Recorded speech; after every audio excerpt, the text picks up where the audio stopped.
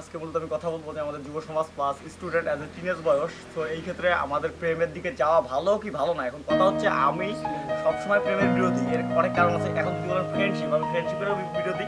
আমি এর কিছু নির্দিষ্ট কিছু টপিক দিব, আপনারা চাইলে ডিবেটে আসতে পারেন, ওপেন চ্যালেঞ্জ। তো শুরু প্রেমে যাওয়ার কারণ প্রথম কথা প্রেম হারাম, যেহেতু আমরা ওইদিকে যাবো না, অনেক পাপ আছে। আপনি বিয়ের পর প্রেম করেন, মেলামেশা করেন, ঘোরাফেরা করেন, হাত ধরে হাঁটেন, ব্যাপার না, ইসলাম না।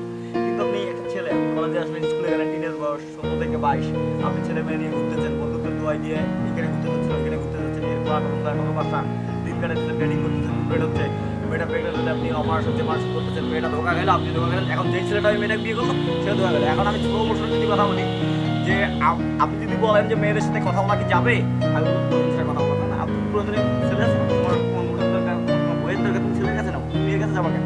আরেকটা প্রশ্ন যে হ্যাঁ, একটা ছেলে বা মেয়ে দেখা যায় 99% ফ্রেন্ডশিপ শুধুমাত্র ছেলে আর মেয়ের বন্ধুত্বের দোহাই দিয়ে হওয়ার পর একটা রিলেশনে 99 যাবে।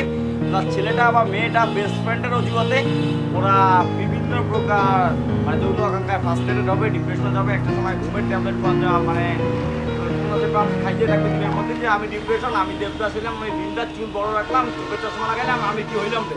তুমি বেটা ধানও কাটলা না, তুমি কাজেও গেল না, তুমি পড়ালেখাতেও আবারে যায় আসলো না, তুমি রেজাল্ট ডুল, তোমার তারা ভালো কিছু হইলো না, অতএব তোমার ঢাকা শহরে যায় গার্মেন্টস কলাবে না, তো রিক্সা চালাতে, অতএব মেয়েরে ওই তুমি লাইফে পাইলে না। অতএব সবচেয়ে ভালো উপায়